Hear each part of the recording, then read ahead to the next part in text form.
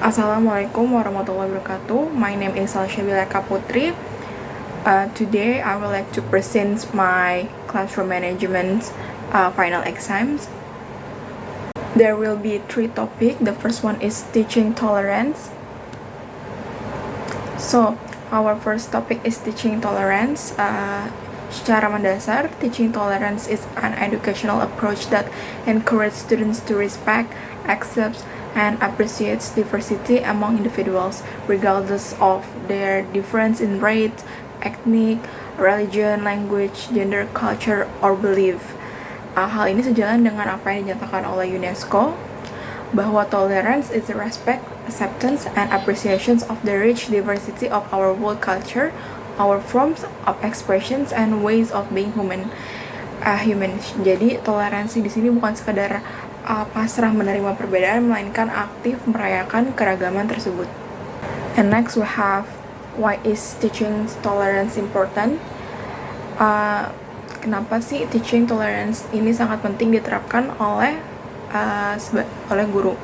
While teaching tolerance is important because it is directly helps students to respect culture and individual difference and develop empathy towards others.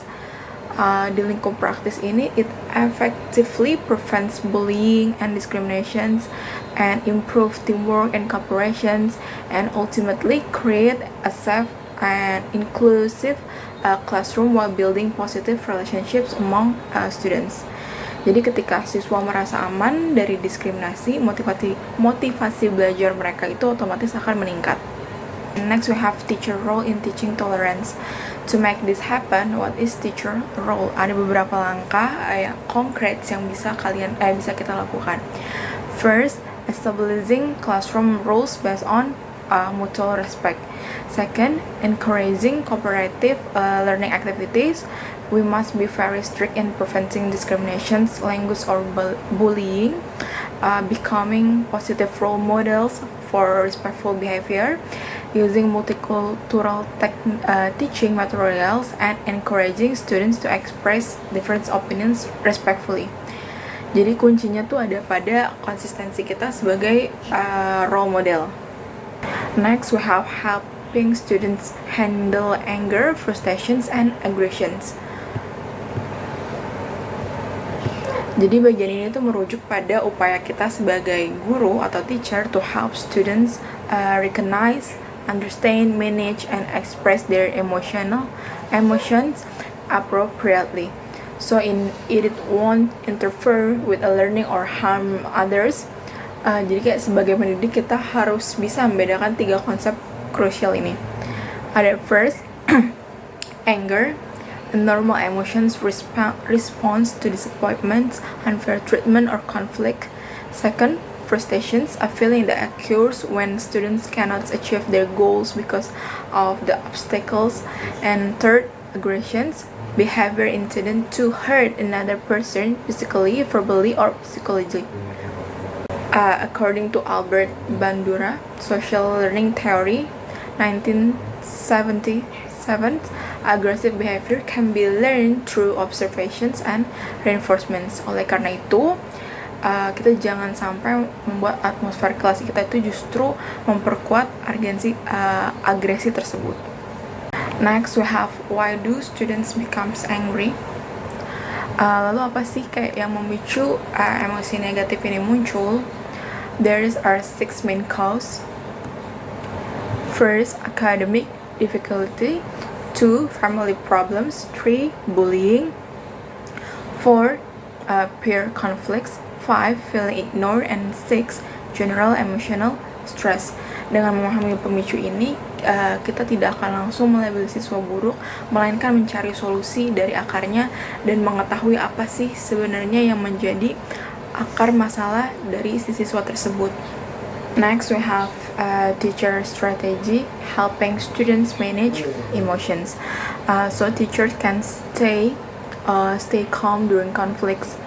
Karena ketenangan guru adalah obat pertama, dan help students identify their emotions, teach emotional regulation skill, and use positive reinforcements It is also vital to discuss problem privately, and then teach conflict resolution skill, and collaborate with parents and school counselors when necessary. Jadi remember, penanganan emosi harus dilakukan secara persuasif.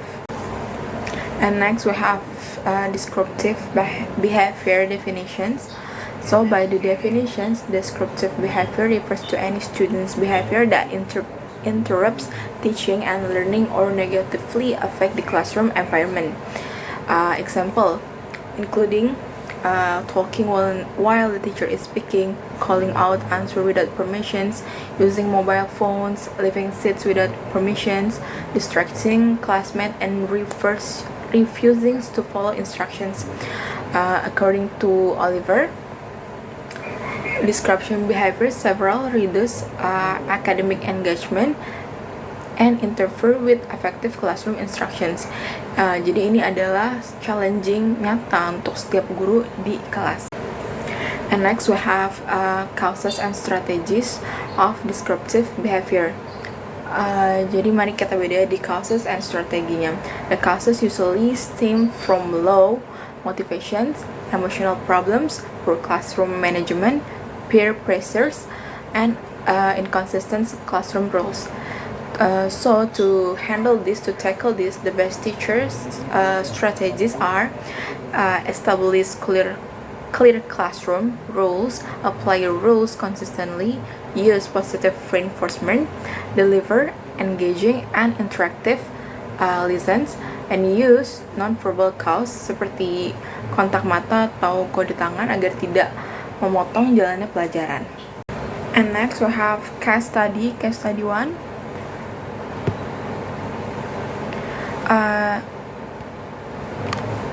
Develop emotional regulation skills. First is teach Alex to recognize and manage emotion through breathing exercise, role play, and problem-solving activities. Why? Better emotional regulation reduce aggressive reactions. And next, respond calmly. Stay calm. Acknowledge Alex's feelings and help him regain self-control. Why? A calm response escalates conflict and encourage cooperations.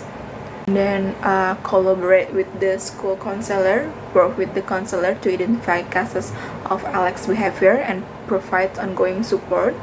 Counseling helps students develop healthy coping strategies and build supportive relationship, praise Alex's progress, and create a positive, trusting classroom environment. And next we have case study 2. Set classroom expectation. Mr. Smith should explain clear rules about phone use, participations, and classroom behavior before the lesson begins. Why is it effective? Clear expectations help students understand appropriate behavior and minimize classroom distractions. And 2, promote active learning. Mr. Smith can involve students in group discussions, interactive activities, or short classroom exercise to keep them engaged.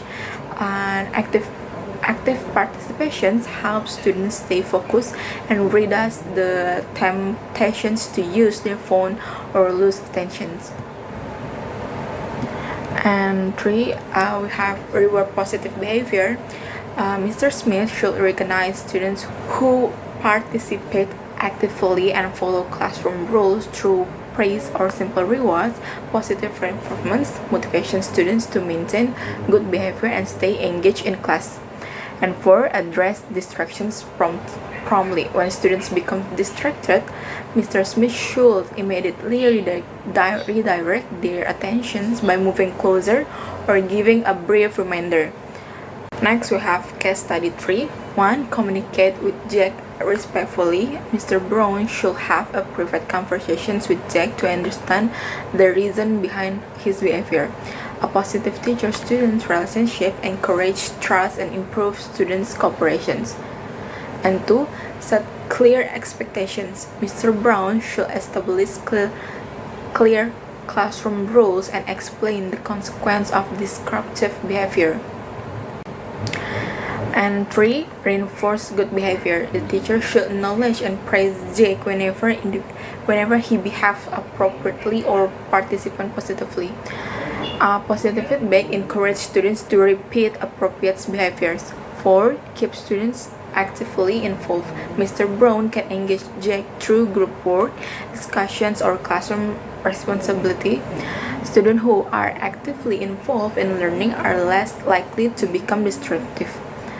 And 5. Correct behavior in private. Instead of correcting Jack in the front of the class, Mr. Brown should discuss the issues with him after the lessons. Private conversations help maintain the students' dignity and encourage more positive response.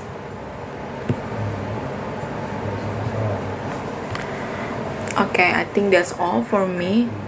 Semoga presentasi yang saya sampaikan bermanfaat. Kurang lebihnya mohon maaf. Wassalamualaikum warahmatullahi wabarakatuh.